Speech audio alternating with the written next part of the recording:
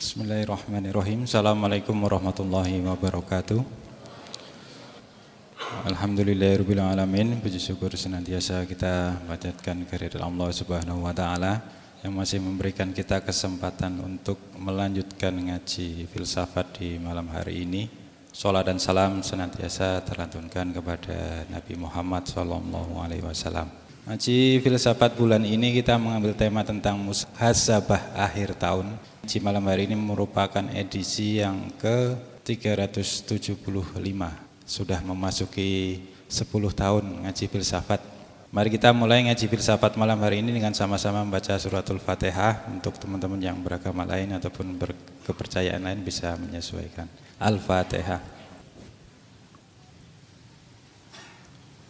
Selanjutnya kami persilakan kepada Pak Farudin Faiz. Oke, bismillah. Assalamualaikum warahmatullahi wabarakatuh. Bismillahirrahmanirrahim. Alhamdulillahirabbil alamin. Wa bihi nasta'inu ala umurid dunya waddin. Allahumma sholli wa sallim wa barik ala habibina wa syafi'ina Sayyidina wa maulana Muhammadin wa ala alihi wa ashabihi wa man tabi'ahum bi ihsanin ila yaumiddin. Amma ba'du. Bismillah. Mari kita lanjut lagi ngaji filsafat kita. Kita memulai sesi yang baru di bulan Desember ini. Kita mengambil tema muhasabah. Jadi 1 bulan ini mungkin kalau dari sisi materi tidak terlalu rumit yang membutuhkan konsentrasi berpikir yang dalam, tapi perlu aspek berpikir introspektif. Jadi berpikir sambil berintrospeksi, membaca diri kita sejauh mana relevan atau belum relevan dengan tema-tema yang kita angkat di bulan ini. Ini tema-tema yang mungkin sudah populer disampaikan di mana-mana, cuma memang harus sering diingatkan, sering diulang-ulang karena menjalankannya tidak sesederhana menceramahkannya. Jadi bulan ini temanya pokoknya kita saling menasehati, diri saya juga diri teman-teman semua. Kita mulai ya. Tema pertama kita akan membahas tentang taubat. Jadi ini tema yang mungkin populer khususnya di dunia akhlak, di dunia tasawuf. Karena kalau teman-teman belajar tasawuf termasuk belajar ilmu torekot, hampir semua suluk yang ada di torekot itu diawali dari makom taubat. Rasanya kita sudah ngerti taubat itu apa, tapi apa benar sudah ngerti? Bismillah, saya awali dari definisi kata-katanya. Ya tentu saja taubat dari bahasa Arab. Nanti kalau pakai bahasa Inggris, repentance, penyesalan mungkin kalau dalam bahasa Indonesia. Tapi pasnya kata taubat itu sebenarnya artinya kembali, roja'a. Yang dimaksud tentu saja kembali pada Allah, menghentikan perbuatan dosa maksiat yang kita jalankan. Jadi secara bahasa artinya rujuk. Ya ini bentuknya masdar, taba yatubu taubatan. Nah nanti menarik, ada istilah yang satu rumpun dengan kata-kata taubat ini, yaitu kata inabah dan aubah. Ini secara, kalau bahasa kampusnya ya, secara paradigmatik kata taubat, inabah, dan aubah itu satu rumpun. Kalau taubat itu dari yang salah kita geser ke yang benar. Dari sesat ganti ke taat. Itu taubat. Kemarin dosanya banyak, kemudian saya tidak mau lagi melakukan dosa, ganti yang dosa dengan kebaikan, namanya taubat. Nanti ada istilah inabah. Kalau inabah itu dari sebenarnya sudah baik, tapi ya belum sempurna. Masih bisa ditingkatkan lagi, diperbaiki lagi. Itu namanya inabah. kemarin sholatku masih asal-asalan. Nah, besok lebih baik. Jadi dari baik ke yang lebih baik. Itu namanya inabah. Nanti ada lagi aubah. Ini kondisi jiwa. Kalau aubah ini kondisi jiwa yang selalu menengok Allah. Selalu tawajuh merasa di hadapan Allah. Ini aubah. Jadi kalau ini pokoknya menatap terus wajahnya Allah. Kalau ada momen kok dia lupa pada Allah, dia merasa berdosa. Ini yang nomor 3, ini levelnya para wali biasa. Oke ya wali kekasihnya Allah, bukan wali murid atau walian. Jadi para aulia maksudnya, kalau bahasa Indonesia ini agak tricky itu. Jadi ini satu rumpun, ada taubat, ada inabah, ada aubah.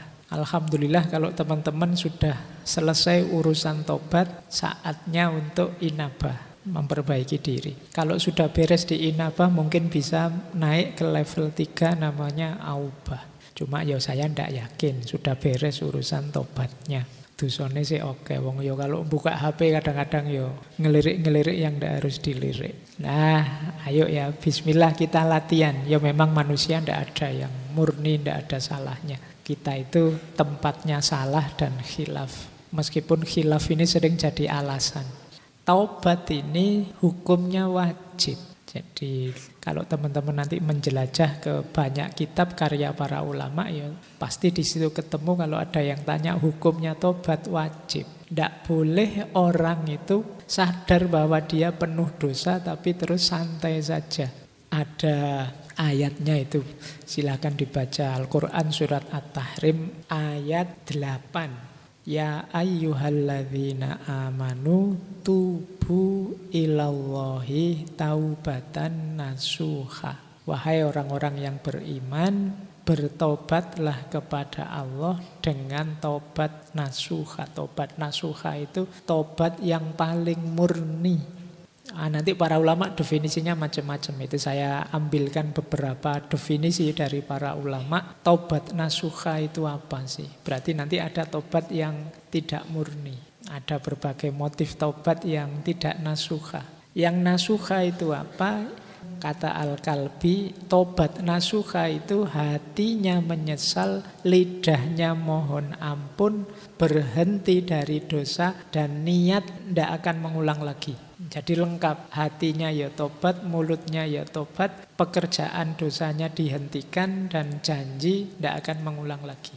Ada lagi Sa'id bin Zubair, beliau mendefinisikan tobat nasuha itu tobat yang memenuhi 3 syarat. Tobat sambil takut, tobat sambil berharap, dan memulai hidup baru dalam ketaatan. Jadi ada takutnya, ada harapannya, dan siap untuk mengganti gaya hidup. Dari gaya hidup penuh dosa, jadi gaya hidup penuh ketaatan. Ini berarti nasuha.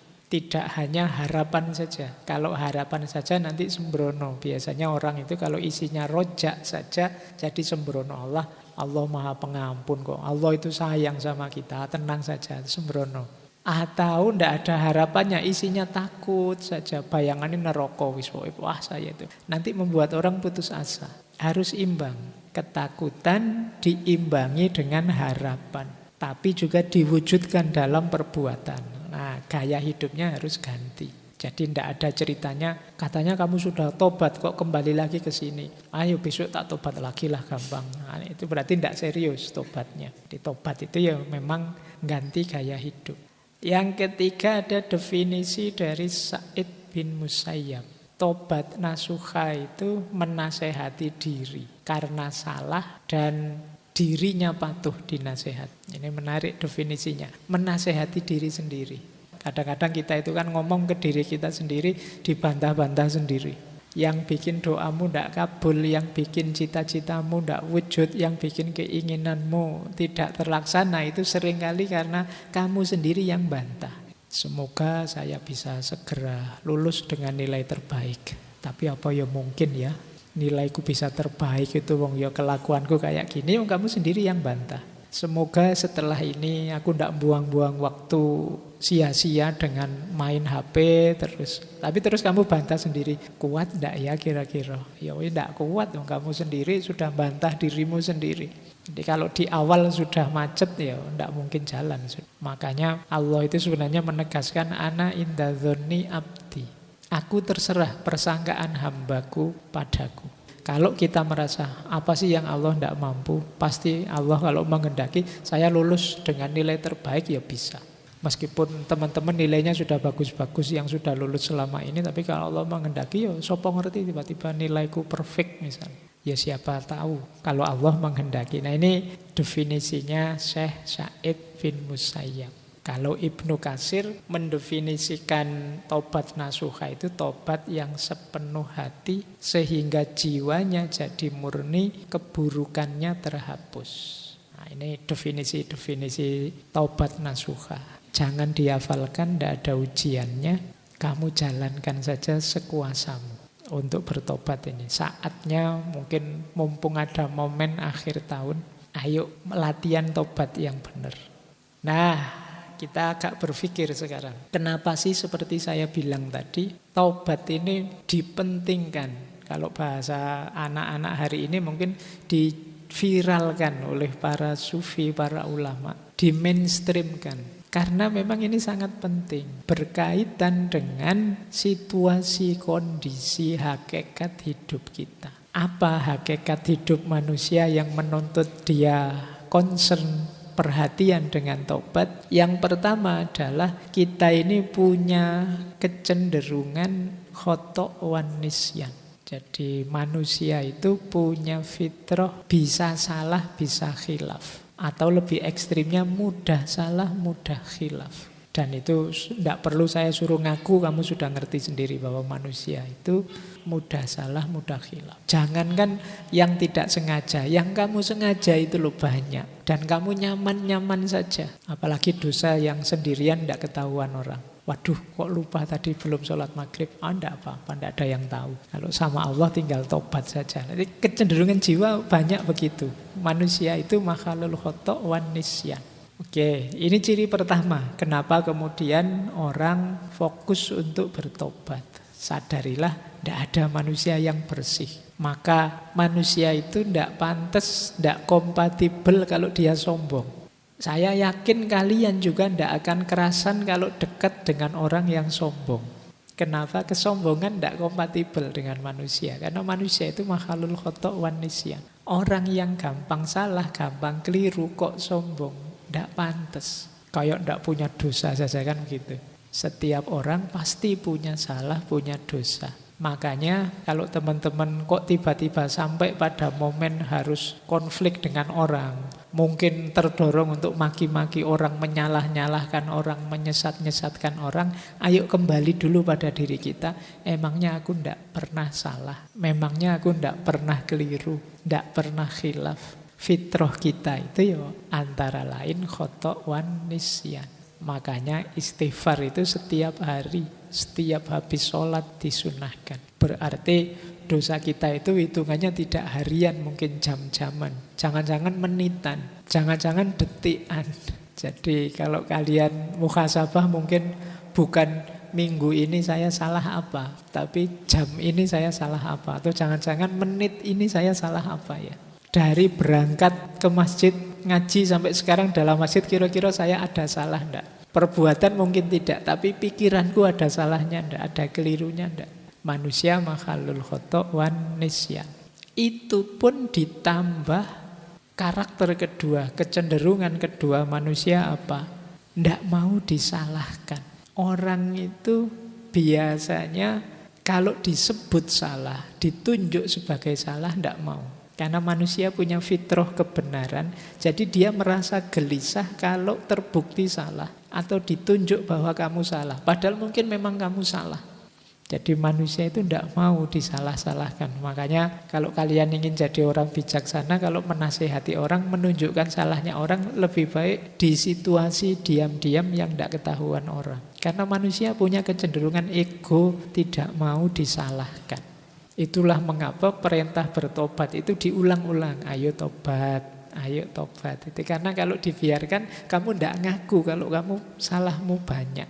Jadi ini kecenderungan kita yang kedua. Yang ketiga, ini juga lanjutan yang kedua sebenarnya. Seringkali kita itu melakukan pembenaran. Kalau bahasa hari ini normalisasi kesalahan yang kita lakukan. Penting kamu ingat-ingat. Itu yang dimaksud Imam Ghazali. Pikiran kita itu sebenarnya bukan raja. Dia hanya panglima perang yang kuat saja yang disuruh-suruh oleh hati kita. Jadi kita itu sering tidak mencari kebenaran tapi mencari pembenaran. Kita kalau bahasanya Sartre dulu kita hanya ingin mendengarkan gema suara kita. Karena cirinya manusia memang selalu mencari pembenaran. Nah kalau kamu sadar kalau salah ya salah, jangan memberi pembenaran kan berarti kamu terbuka untuk bertobat. Ya ternyata saya memang kemarin keliru, saya memang salah. Dan ini tidak gampang pada manusia. Yang keempat, kenapa kita harus sering bertobat? Diri manusia ini punya beberapa perangkat yang sifatnya dual. Dual itu punya dua sisi. Kalau bahasa Al-Quran, fujuroha wa taqwaha. Ini yang membuat kita bisa khilaf. Misalnya, nafsu makan itu bagus. Tapi ketika kita berlebihan dalam makan, dia berubah dari takwa jadi mungkar. Mata ini bisa jadi sumber pahala, bisa jadi sumber dosa. Tanganmu juga begitu, kakimu juga begitu. Ini namanya dual karakter. Sehingga ya kalau tidak hati-hati ini kecampur-campur. Itulah mengapa kita penting bermuhasabah. Terus yang kelima, yang terakhir ini godaan. Sekeliling kita itu banyak sekali godaan. Jadi kalau pakai istilahnya bulan lalu ya. Jadi segala yang kita temui itu sebenarnya nantang kita. Mau kamu apakan? Nah, ini godaan. Apalagi ada makhluk yang oleh Allah diberi izin khusus untuk menggoda kita, menyesatkan kita. Nah kalau ini ada dalilnya. Ini saya ambil dari hadis yang terkenal sekali. Diriwayatkan oleh Imam Ahmad. Satu ketika Rasulullah bersabda, Inna syaitona qala, setan berkata, wa izzatika ya Rabbi la abrohu uwi ibadaka madamat arwahuhum fi ajsadihim. Jadi ini setan berkata di depan Allah, demi kemuliaan-Mu wahai Tuhan, aku tidak akan berhenti menipu manusia, hamba-hambamu, selama roh masih ada di jasad mereka. Jadi selama kita masih hidup, ya setan akan selalu menggoda. Tapi terus Allah membalas, wa izzati wa jalali la azalu aghfiru lahum mastaghfaruni. Demi kemuliaanku dan keagunganku, aku juga akan senantiasa mengampuni mereka selama mereka mohon ampun. Jadi kita hidup ini dikepung godaan, belum lagi dorongan dalam diri kita, sehingga kita mudah sekali tergelincir dalam dosa. Tapi jangan khawatir, Allah siap menerima kapanpun kita mohon ampun. Ini sebenarnya intinya kajian tentang taubat itu di situ.